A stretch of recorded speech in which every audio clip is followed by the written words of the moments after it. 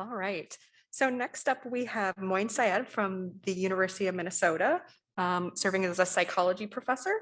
And he will be speaking about reproducibility and an inference crisis, where scholars struggle to make sense of group variation in psychology research with respect to race and ethnicity. Welcome, Moin. All right, great. Thank you, Amy, and to Shanda and Alan as well for the invitation to speak today on this topic of reproducibility, diversity, and the crisis of inference in psychology. So I am Moin Syed from the Department of Psychology here at the University of Minnesota.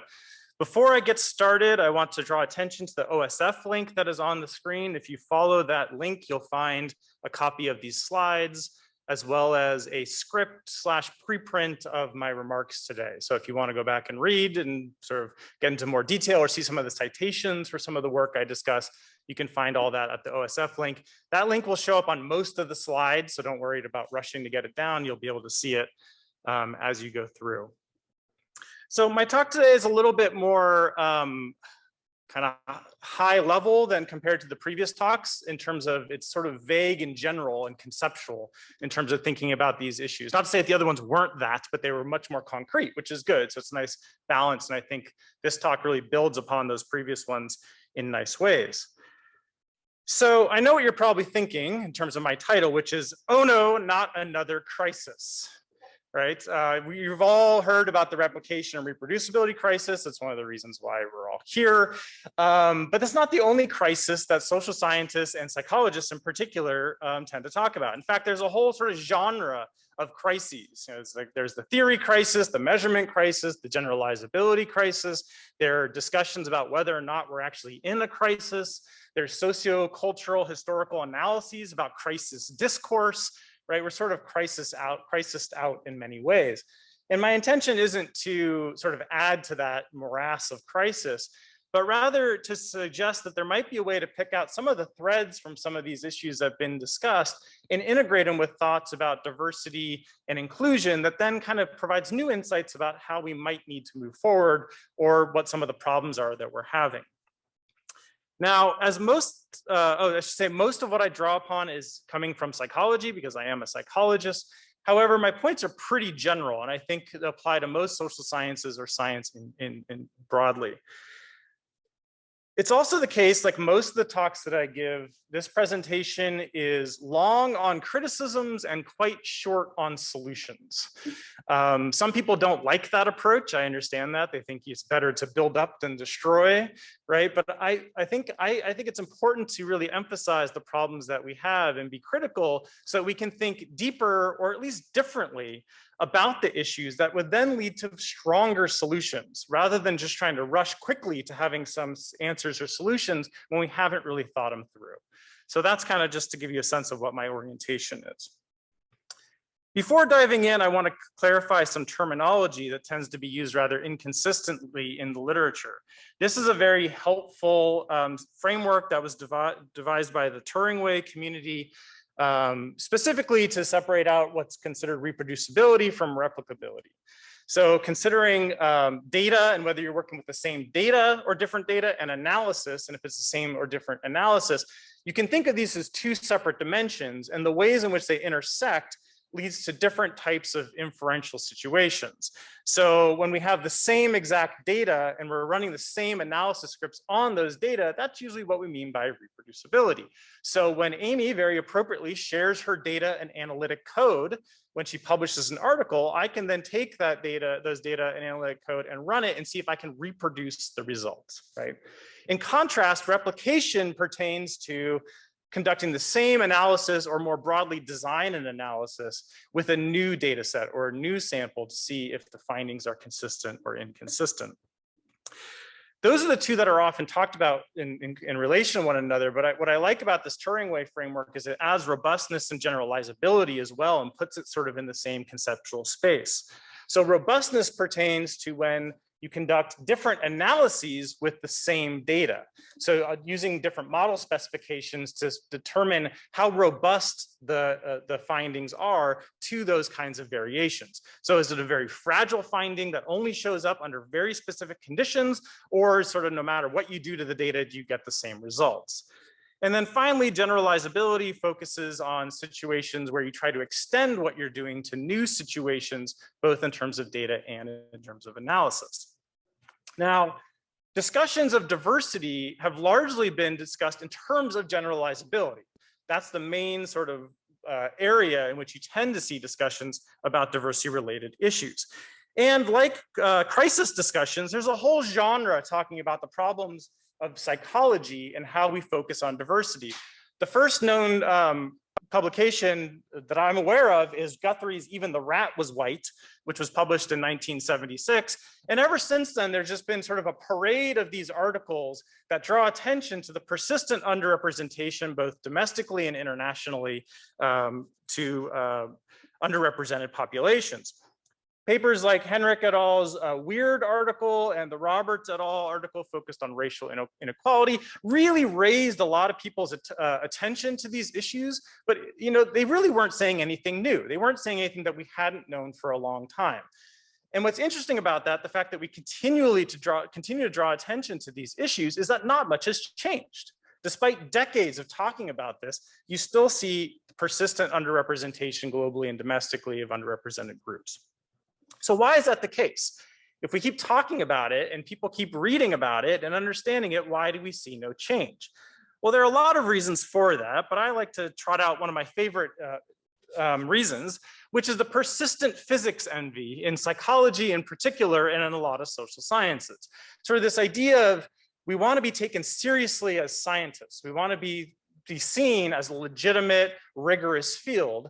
And so one of the ways in which we do that is appeal to our beliefs about what it means to be doing rigorous science, and what is more sciencey than the scienciest of sciences, which is physics, right? So we focus on things like universal claims, valoring quantification over other approaches, right? So we really are, and this is, people argue about this, I say it's indisputable, that psychology is really rooted in this physics envy model, and just totally all in on trying to be a universal social science, to be able to make claims about everyone in the world.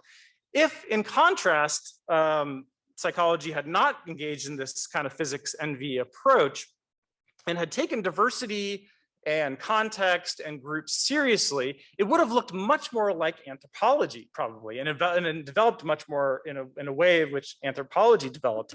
And in the hierarchy of sciences, anthropology is not considered a hard science. Just to be clear, I'm not endorsing these labels, but this is what others, of course, say and think and believe. So this sort of underlying physics envy has been kind of a barrier to us really diversifying and thinking seriously about diversity within the field. As part of the open science movement, however, there have been some efforts to actually make some progress on this front within the mainstream of psychology. So that has been done through two primary solutions. The first one is what I call expanding representation. So these are efforts similar to what Genevieve was talking about in her prior talk. These are efforts to engage with more diverse samples and more diverse researchers to try to reach, instead of a thin slice of humanity, try to get a broad spectrum of humanity. The Psychological Science Accelerator has really been a model program in this regard. You can see the map of where all the different labs are that they collaborate with, still heavily North American and Western European for sure, but they have been making progress in other parts of the world. So these are collaboratives where they work together on common questions to ensure greater representation and diversity. We see a similar situation with all the many projects. So many labs, many babies, many EEG, many primates. There are many of these manys. It's the same kind of idea where the focus is on pooling together labs across the globe to try to both increase statistical power, but also increase representation. So this solution is really focused on procedural issues, right? That if we just think about the way in which we go about doing our research, if we diversify who's included, then we will have greater representation. So it's a procedural issue. On the other hand, another set of solutions are more in the realm of focusing on appropriately calibrating claims. So rather than focusing heavily on representation and who's included, it's about thinking more deeply about the samples that we're working with. So rather than taking a sample of 200 college students from Minnesota and then generalizing that to all of humanity, The idea behind calibrating claims is that you think seriously about the nature of that sample. Who are those people? And contextualize and interpret the results with respect to that sample. And so there's some claims here that have been made by some authors or some arguments to really advocate for this approach. We've also seen some journals implement this kind of implement policies that require authors to do this. So no matter what work you're doing, you need to contextualize your results with your particular sample. So it's calibrate, it's a form, there's a lot to say about calibrating claims, but it's a form of calibrating claims to the data that you have.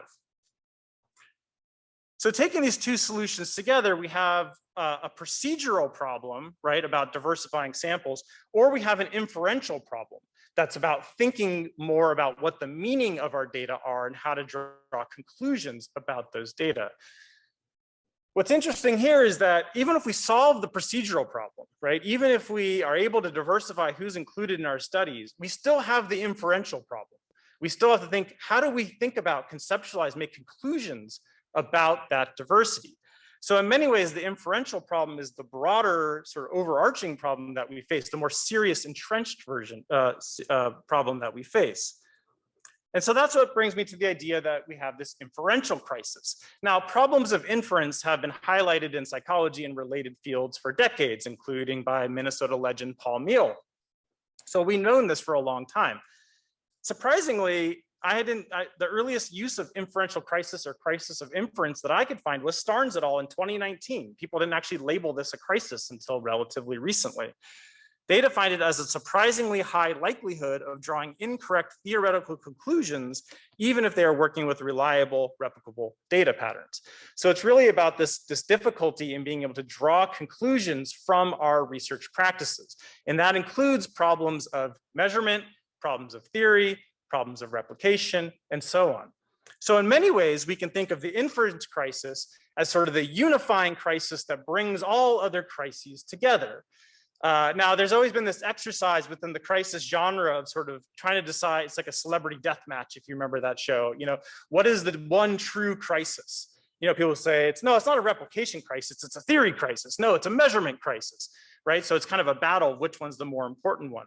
What I'm suggesting with the idea of an inference crisis is it actually integrates all of these and highlights how they are all related to this more broad problem of how we draw conclusions based on the data that we observe. Pause, I have to take a drink of water. Remove mask. Narrate everything I do. Okay.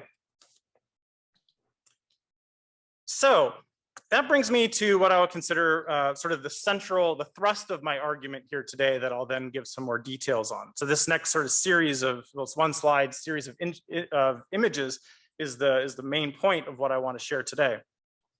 The general model following from the physics MV driven approach in psychology and a lot of social behavioral sciences is one that looks kind of like this, where any individual person observation is seen as more or less a replaceable version of humans, right? We just think of individuals as humans. So I sample folks, college students from Minnesota, they are representative of all humans, right? That's the general default model.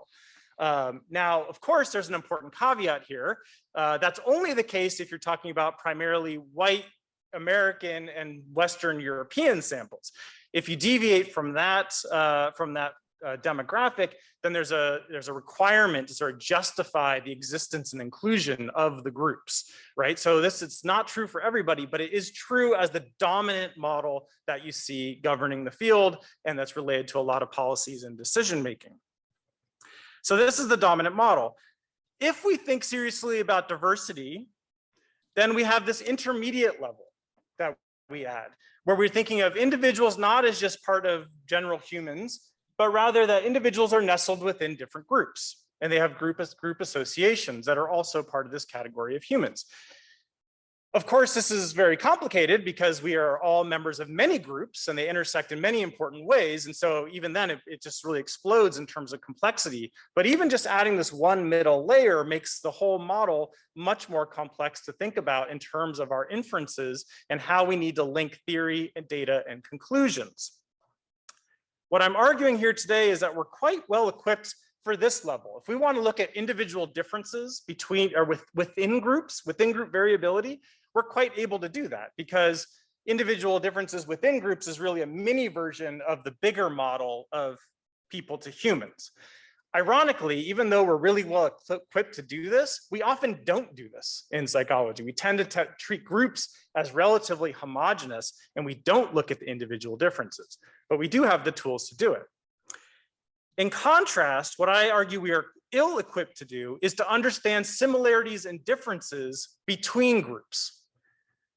That we are able to measure group differences very well, but we have no strong frameworks to be able to make sense of those differences. Okay.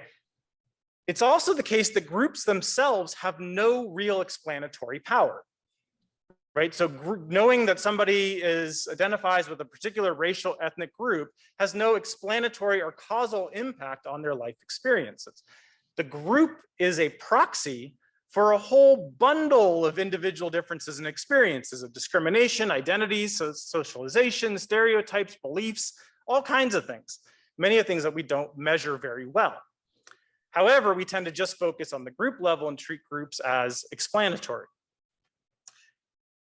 So what the problem here, because we haven't thought a lot about the nature of groups, how groups might be similar or different psychologically or otherwise, it means we've created this inferential chasm. There's this large space between our data and observations and our theorizing and our conclusions, because we don't have the theoretical tools to really make sense of to connect those together and draw strong conclusions.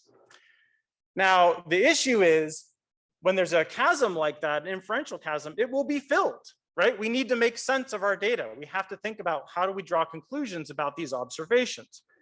And so any kind of observations of group differences can be conceptualized in a number of different ways that are broadly seen as environmental, structural, genetic, evolutionary, right? There's all these different kinds of interpretive frameworks that can be used to make sense of group differences.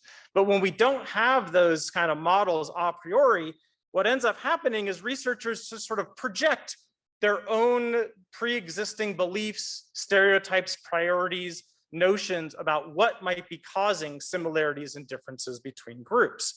If you're not familiar, that's the inkblot first slide from the Rorschach test, a projective personality assessment.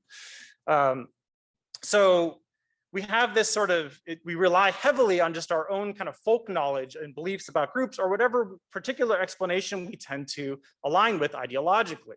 So to make this a little bit more concrete for a second, I can give you two examples. One is the highly contentious area around race and standardized testing. So we measure these differences, we measure racial differences in standardized tests, but we don't have solid, empirical, reliable evidence about what the nature, the cause of those group differences is. So because of that sort of that inferential vacuum that exists, individual researchers and the public sort of put forth their own explanation. It could be, again, environmental, it could be dispositional, it could be structural, it could be genetic. You know, the data don't properly adjudicate across those different explanations. And so it's just a matter of what we believe to be the case about the differences. Another example is beetle. Beetle is fascinating to me. It's if you're not familiar with it, it's the first and I believe only medication, that race-specific medication approved by the US Food and Drug Administration. So it's only authorized to treat heart disease amongst Black Americans. Now, because there's a race-specific medication, it sort of reinforces the fallacious idea that there's something genetically different or that there's a genetic basis for race, right? Because why else would there be a medication only for one group? And interestingly, the history of the research that underlies it is the original study was based on a post hoc interaction between Black and white Americans that was of questionable evidentiary value, followed up by a trial that only enrolled Black Americans. There was no white comparison group at all. It was effective within that group, but we don't know if it's also effective for other groups. So on that basis, it was approved by the FDA and is in use today. And to date, there has been no identification of any biological or genetic pathway that explains why it would work only for Black Americans. Absent any of that knowledge, though, we just make sense of, again, all that we've seen, all the data only indicate there are maybe some differences, kind of shaky differences, but no possible explanation has put forward for why those differences might be there. What that means is that literally any explanation could be used. Whatever your preferred explanation is, could be used to make sense of those differences. Now, to be clear, I'm not saying we don't have any inferential frameworks to make sense of group variation. I'm arguing that what we do have isn't very good or isn't very useful. So one of the most widely used, you see it all the time in the social behavioral sciences, is the model of individualism and collectivism, which is about cultural syndrome. So our cultures or societies relatively oriented to promoting individual agency or more about promoting connections and relations to others. And then these cultural syndromes then supposedly facilitate a more individually oriented self or a more relationally oriented self. Okay, this model is like the default de facto explanation for any global variation that you ever see in psychological research. If there's some variations, like, oh, it's because they're collectivistic, oh, it's because they're individualistic, it just become this standard definition or explanation.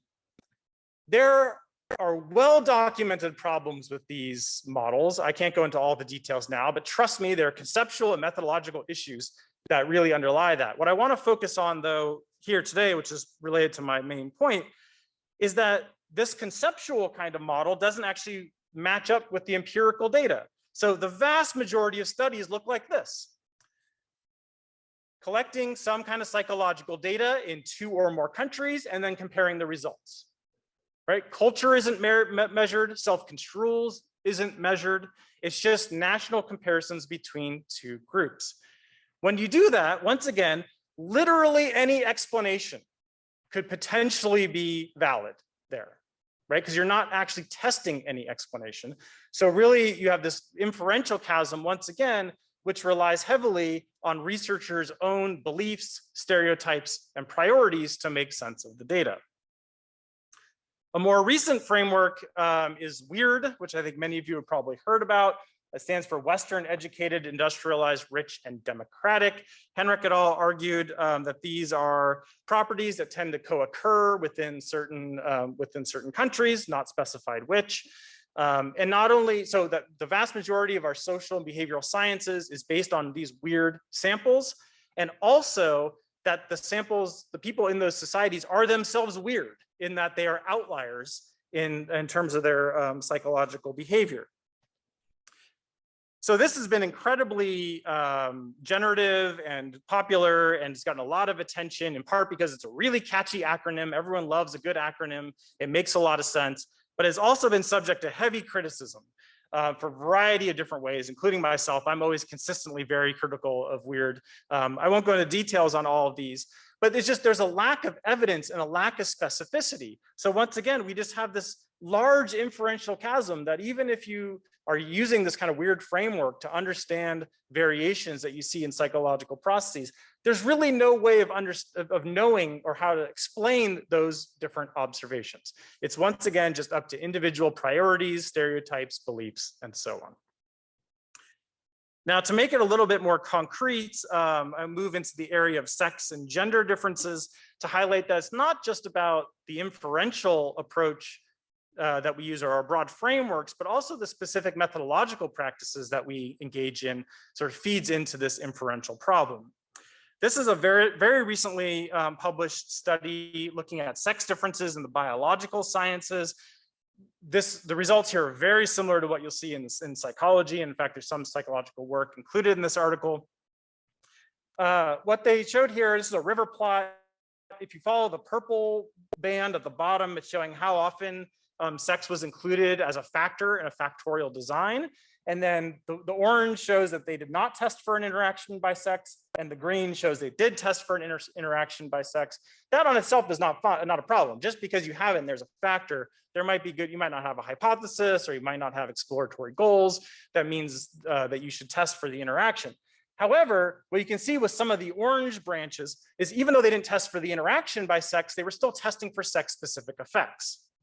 Okay, so still interested in sex, but not actually testing it in an interaction model. And what they found even more succinctly in figure E there is of the articles that were claiming the presence of a sex-specific effect, almost 70% of them didn't actually test for that interaction. So they're claiming that there are sex differences, but didn't actually test whether there were sex differences. So what did they do? Well, you test separately within each group, find a statistically significant p-value in one group, a non-significant p-value in the other group, and conclude sex differences. As the saying goes, however, a difference in statistical significance does not imply a statistically significant difference, right? So you really need to test the interaction there to know whether or not there are differences. So this leads to some shaky empirical work that starts to fill in this inferential chasm, but is still has to be interpreted and made sense by individual researchers' own priorities, goals, and stereotypes. Recently, too, Person and Pownall took this a little bit further and even argued that testing for sex and gender differences is a form of p-hacking, or engaging in serial hypothesis testing until you turn up a result that is less than 0.05 and then can be publishable. As they say, sex differences can, in theory, be analyzed with any given neuroscientific data set and may therefore be a convenient alternative analysis when other core hypotheses within the data are not confirmed. So the researchers pursue their initial project, was not focused on sex differences at all, doesn't turn up any statistically significant results, and then start looking for subgroup analyses by sex and gender. So what we have here is just the pervasive, rampant publication bias leading to the testing and detecting of potentially sex and gender differences. However, these are completely ad hoc and post hoc.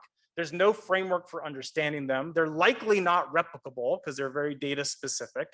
And so again, we have these really shaky empirical results that are feeding into our understanding of group differences when we have no real framework for understanding or making sense of them, except for our own prior beliefs and stereotypes and goals. We also highlighted how this issue, we called it the burden of the diverse sample. It's a similar kind of problem when you're working with race and ethnicity. If you have an ethnic or racially diverse sample and don't test for differences across those groups, editors and reviewers often want you to do so. They say, oh, you have all this diversity, you should be testing for differences. But sometimes you have no pre-existing theoretical or perspective or any real hunches at all about why there should be differences between the groups. So you could test them, but if you find group differences or even similarities, I guess, you really have no way of understanding them. You have no way of making meaning of them. They become very ad hoc.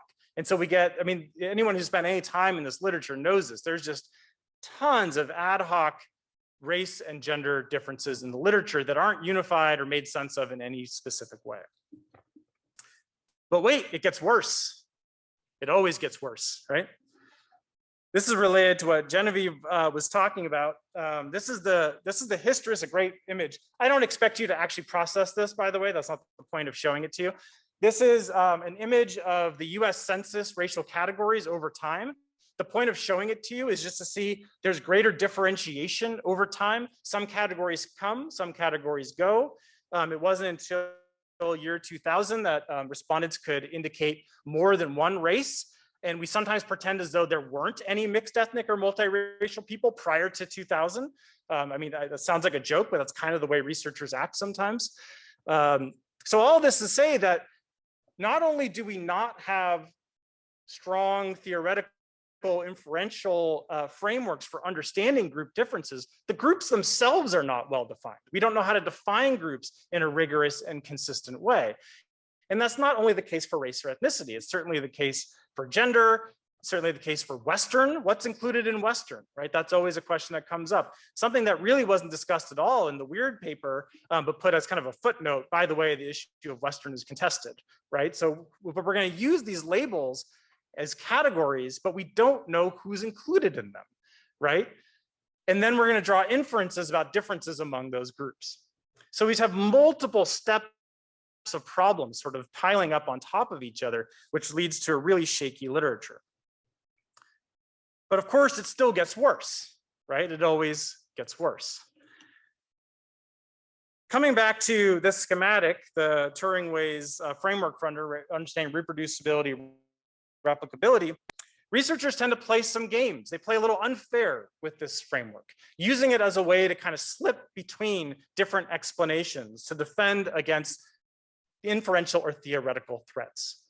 So a prime example of this is between replication and generalizability.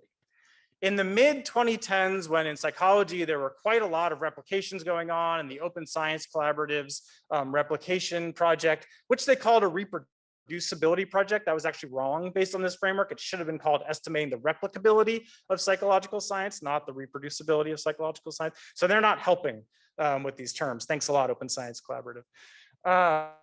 When those were happening, what original authors would say, so the original researchers whose work was being replicated, if their work failed to replicate, the argument would be, oh, that's not a failure to replicate. It's an identification of boundary conditions. It's an identification of the different situations in which the effect may or may not be seen. Similarly, there's a high profile article arguing that contextual sensitivity is one of the reasons why social psychological work in particular doesn't replicate as often as compared to, for example, cognitive psychology, because it's more historically, environmentally, contextually contingent. You shouldn't expect to see the effects over and over again in the same context. So instead of an issue of replication, it's more an issue of generalizability. All of that is fine on its face, except these explanations are being conducted or being argued for after the fact, right? After the failures to replication were known. If you look back at the original articles and in the discussion section, there's no discussion of context sensitivity. There's no discussion about the fragile nature of the results. There's universal claims based on samples of 20 students from Minnesota, right? So what that is then is in what Laktosh referred to as a degenerative line of research. The arguments are being constructed as a way to defend against the inferential threats and not as in a progressive way to actually improve the theoretical account. You see a similar problem between robustness and replicability. So we've seen this a little bit in some work on social media and mental health, where researchers might look at sex or gender differences in their data set, which is most appropriately thought of as a robustness test if it's not part of the original hypothetical or hypothesis-driven framework. And they might find some differences. And there's different ways to interpret that, but those who are more in favor of the original finding will say, that's implication or evidence of replication for that particular group.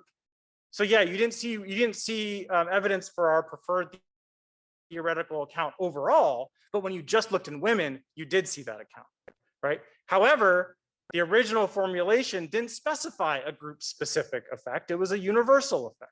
So again, this is a form of degenerative research, degenerative reasoning, in that the inference is being altered just to protect the theoretical account and not to actually improve it. And just for sake of, so all this together creates kind of a big mess. And just for sake of inclusion, I don't want to leave poor reproducibility all on its own. It is interesting, you'll see for those, when somebody does try to publish results and finds errors, sometimes those errors are large, sometimes those errors are small, but the correction notice that gets published will almost invariably say the conclusions remain the same, right? So even maybe a statistically significant finding is no longer statistically significant, it doesn't change the general conclusions of the article, right? So the sort of our findings, once published, are sort of impervious to being altered or changed. So what I'm trying to highlight here is that not only do we have limited theoretical tools and inferential frameworks to make sense of groups, which compromises our ability to make sense of the diversity around us, but then we also play all these games where we don't play fairly with the different ways of thinking about evidence and how to draw conclusions about evidence. So it creates a nice big mess. So as I said, the point of this talk was to be really long on criticisms and short on solutions. I will talk about one solution that I have. It's really my go-to solution for everything. Nobody ever likes it, but it's what I believe. And in fact, I took a screenshot of a slide from a previous talk just to show that I say the same thing over and over again. So this is from the talk I gave earlier this year at the Society for Personality and Social Psychology, which is why it says social psychology there, but you can just cross that out. It's true for all of psychology or most of science. Related to the physics envy motive, we are really enamored with the explanation level of analysis of science. We want to be able to identify mechanisms. We want to identify theories that can explain behavior and mental processes. And that's understandable, right? That's where a lot of sort of the sciencey action is, right? That's where a lot of the fun is. The problem we have in psychology, though, is that we're engaging in these explanatory, we're conducting these explanatory models when we spent almost no time doing observation or description. So we've spent very little time really trying to refine different constructs, how they're related to one another, how they vary between and among groups. And so we're trying to explain psychological phenomena that we don't even really understand. Right? And that's what's leading to some of the problems that we're seeing here today, is that we're engaging in this sort of sciencey process of explanation, but we haven't done the foundational work. If we actually took a step back and spent more time on observation and description and valued that as important scientific work, then we would actually start moving to a proper psychology that embraced and understood diversity and context, because we'd actually be mapping these variations and starting to make sense of what they might mean. So I think the solution of what we need to do is right in front of us. We just need the will to do it. And sadly, to end on a downer note, there doesn't seem to be much will. Okay, thanks for listening. Much appreciated. I was only 2 minutes over. I'm proud of myself. That was pretty good.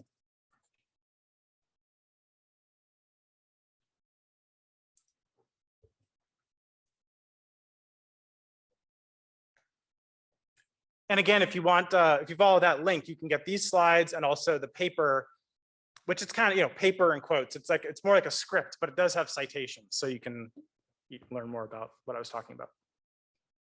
And hopefully I made that public. Let me know if I didn't. Sometimes I forget that step. Questions? Yeah.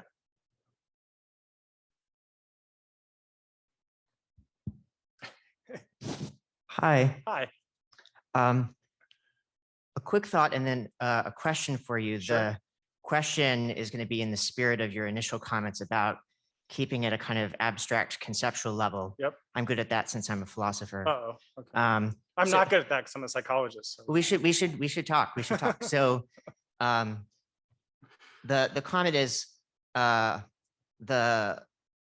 Lakatoshian framework of research programs may not be the best fit for psychology. I actually published a paper on this earlier this year, and I can send you the reference. The question that I wanted to ask you has to do with your conception of explanation in psychology. So at certain points, you mentioned that one of the reasons why race doesn't play a very good role in explanation in psychology is that we have good reasons to believe that race is not a cause of or a direct cause of the relevant features that we want to measure. Right. And I get the sense that you have this conception of explanation in psychology, which is causal. In order to give an explanation for something, we have to give the causes of it. Yep. So I was hoping I could just ask you to say a little bit more about why you think that's the right notion of explanation. Because in part, for instance, in reference to the physics envy part, in physics, actually quite a bit of explanations are not causal explanations. So there's quite a bit of diversity in different sciences about what sorts of explanations count as good explanations. And I was hoping maybe you could say a little bit more about why you think causal explanations specifically are so essential in psychology, or if you think in different parts of psychology, there's room for a wider variety of different types of explanations. Yeah, great comment and question. So I do think that we absolutely equate explanations with causation in psychology. I think we're obsessed with causation in psychology. I don't know how much that's true in other social sciences, if it's quite as extreme. I think economics is similar. But we definitely equate the two. I mean, there's certainly folks who feel if you're not doing causal work, what are you even doing? Right? It's sort of not worth engaging in. So, I mean, I agree completely that we should think more broadly than causation. We've just really, again, my interpretation, and it's not just mine, plenty of folks think this, that so much of it is driven by the desire to seem sciencey and the desire to seem relevant to society and to policymakers and to politicians and all of that kind of thing, that leads us to engage, to really hyper focus on causation in particular. I do think it would be a really good idea to step back and think more broadly about different forms of explanation. In terms of racial categories, yeah, the categories themselves just don't tell you anything, right? So race has no inherent meaning. Race is a product of racism, right? Something that comes about through the process of racism and racialization.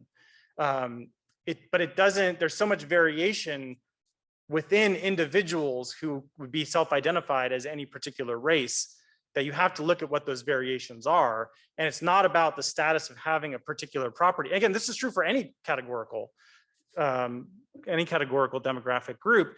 It doesn't have the specific impact on individual lives. It's something else that co-occurs with race. That's always going to be the explanation, whether it's causal or not causal. That's the explanation. That's the stuff of why race is relevant is not because of the categories. It's because of everything that goes along with those categories that is dynamic and variable. Yeah, send me your paper on locked. So this is a question coming from the chat. Yep. Abby Hamill says, I know you didn't really talk about solutions. Do you think we can ever get away from convenient samples like students in psychology when many psychologists and grad students don't have funding or resources to get more diverse samples? Yep. What do you see as potential solution to the participate in this study for extra credit default we so often use in psychology? Yep. Hi, Abby. No, it's a great question. I mean, this comes up a lot. And I think the default appeal usually, or default answer to this, is that one of the major problems is our publication practices, of course. So if we require, especially in social psychology, cognitive psychology, if you require a very large number of publications for this constant output of empirical studies, and each article itself has to have multiple studies contained in it, and this is true in developmental psychology too, it really pushes for finding the fastest, easiest data that you can collect. The Journal of Personality and Social Psychology has really gotten completely out of hand, where now it's not uncommon to see a single article report on 13 separate empirical studies. It's just every year, it's like more and more. You need more evidence, more data. And it's all about the quantity. It's just like brute force of quantity without really getting into that quality of the data. So I think it's really hard within the current system that we have that really prioritizes the quantity of what we publish and not getting into the quality of the sampling. I do think so this is why, for example, why online platforms have become so popular. They made it even easier than psychology department pools to be able to collect a massive amount of data in an incredibly short amount of time to be able to add more studies, because that's what's expected. I think one of the solutions, there are a lot of like pie in the sky solutions around funding and collaboration that would take a lot of work.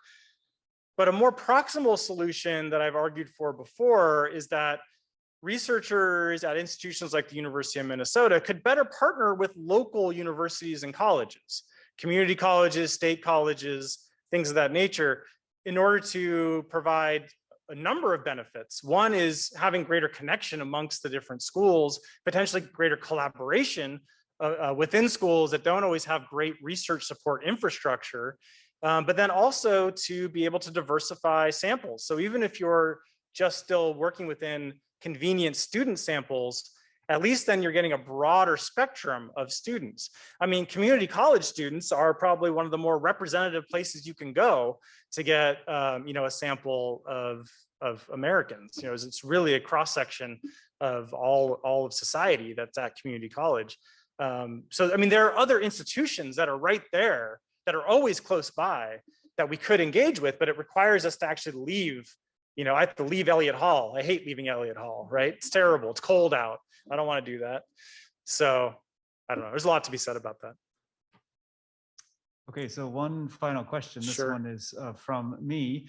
Uh-oh. So the claim at the end of the talk about explanation, You philosophers are fixating on the but- explanation. but I want to come at it from a different angle than what was come at before, which is that I wonder if we did shift to some of those other scientific aims, we might end up with different kinds of problems. So for the moment, let's just take prediction and control. Yep. So in certain areas of, say, industrial and organizational psychology, the desire of the consumers of that research is not to explain. No, it's prediction. Yeah. It's actually prediction. Yeah.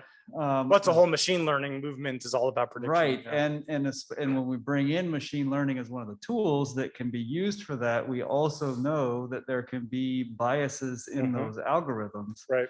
That reinforce some of the problems that don't seem to be related to explanation. So I wonder if you want to briefly. Yeah, no, I completely agree with all of that. I think I definitely wouldn't argue that we should be moving further down these steps, but going back.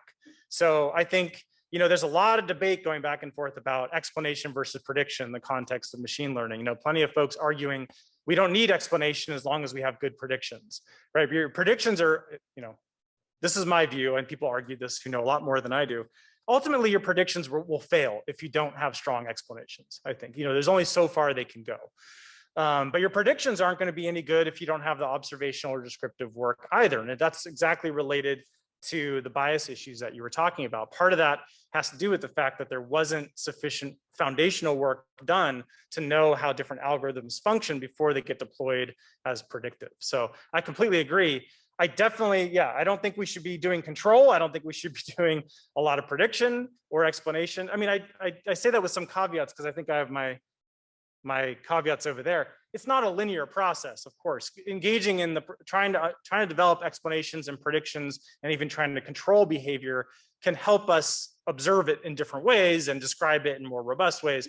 And so I don't want to give the impression that this is a linear process, or saying that we shouldn't do any explanation, prediction, control. It's just that we need to do way more of the observation and description. And if we do, it'll improve all these other components. So I think we're in agreement. If it's fast. I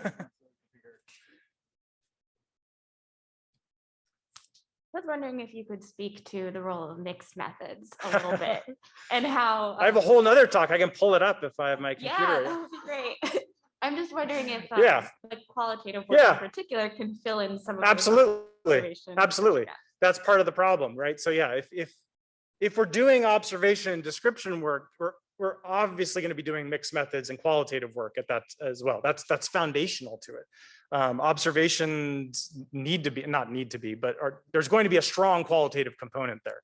And so, that's part of the aversion, that it's both a methodological and kind of a procedural bias that we want to be focused on the explanation and more specifically the causal way of thinking. Because if we really do dip down into observation description, you have to do qualitative and mixed methods. Absolutely, it's foundational to it. But we don't like that in psychology or a lot of social sciences. It's changing a little bit, but there's still huge bias against qualitative and mixed methods. So I agree completely with you. Yeah, thank you. Sure. I guess I'm getting cut off. Yeah.